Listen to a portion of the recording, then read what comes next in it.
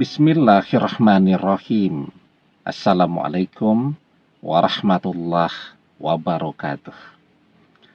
Bapak-bapak, ibu-ibu, mas-mas, mbak-mbak, khususnya adik-adikku sekalian yang dirahmati Allah dimanapun Anda berada. Kembali di Iip Channel bersama saya, Iip Wijayanto. Kali ini kita akan membahas tema mantan belum sadar jika hidupnya terikat denganmu sejak hari pertama ia mengkhianatimu. Jadi mantan tidak pernah mencintai kita. Mantan hanya memanfaatkan kita. Yang dia cintai itu adalah uang kita. Begitu tabungan kita habis, dia berpaling. Bahkan uang kita masih ada, tapi kita mulai mengeluh karena uang ini, tabungan ini mulai menipis terus. Dia sudah memprospek orang ketiga yang lebih kaya, yang lebih banyak uangnya. Jadi yang dia cintai itu bukan kita, tapi uang kita. Saat uang kita masih banyak, bisa membelanjakan, membelikan semua permintaannya yang mahal-mahal dan aneh-aneh itu, dia mencintai kita. Tetapi ketika uang kita habis, dia mengkhianati kita, mengabaikan kita, dan tidak pernah mengakui kehadiran kita. Nah, tapi dia belum sadar bahwa sesungguhnya hidupnya, jalan hidupnya, senang dan susahnya itu terikat dengan kita, terikat dengan kemarahan dan kekecewaan kita. Sejak hari pertama dia mengkhianati kita, menyakiti kita, dan membuat kita menderita. Ya, nah, kenapa demikian? Sebelum kita bahas lagi lebih jauh, jangan lupa yang belum subscribe untuk memencet tombol subscribe dan menyalakan lonceng notifikasi agar Anda selalu mendapatkan pemberitahuan video-video terbaru dari channel kesayangan kita ini. Dengan subscribe, doa-doa kita selalu terhubung sehingga kita selalu bisa berdoa bersama-sama ya. Dan jangan lupa subscribe itu gratis ya. Nah, mantan terikat hidupnya dengan kita sejak dia membuat kita menderita. Ya. Jadi walaupun sekarang mantan itu sudah bersama orang ketiga idamannya, orang ketiga yang dia kejar-kejar menggunakan uang kita. Jadi dia morotin kita, ya, minta belikan ini, belikan itu, ya, minta transfer duit dan seterusnya. Ternyata uangnya dia belanjakan, dia gunakan untuk ngejar-ngejar orang ketiga, ya. Nah, jadi mantan sudah bersama orang ketiga. Dia merasa sudah tidak terhubung lagi dengan kita, ya.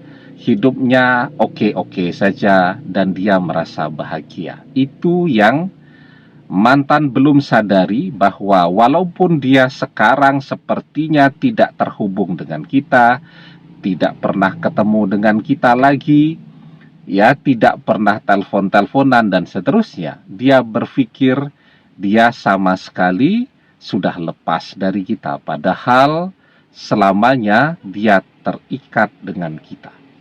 Nah, jadi ya, ketika mantan cuman memanfaatkan kita, ya, dan mantan kemudian membuat kita amat sangat menderita karena, ya, sudahlah uang habis, kemudian dia memamerkan pula kemesraannya bersama orang ketiga, baik itu dengan Instagram dia, Instagram sahabatnya, ya.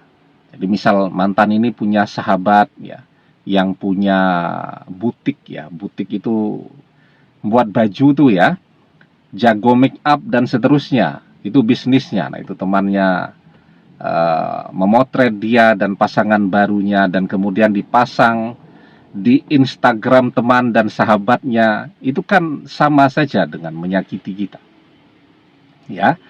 Dan doa orang yang tersakiti, doa orang yang terzolimi, doa orang yang dikhianati, itu adalah doa yang terkabul. Nah, itu yang tidak pernah mantan sadari. Jadi doa-doa kita itu mengikat hidup mantan selamanya.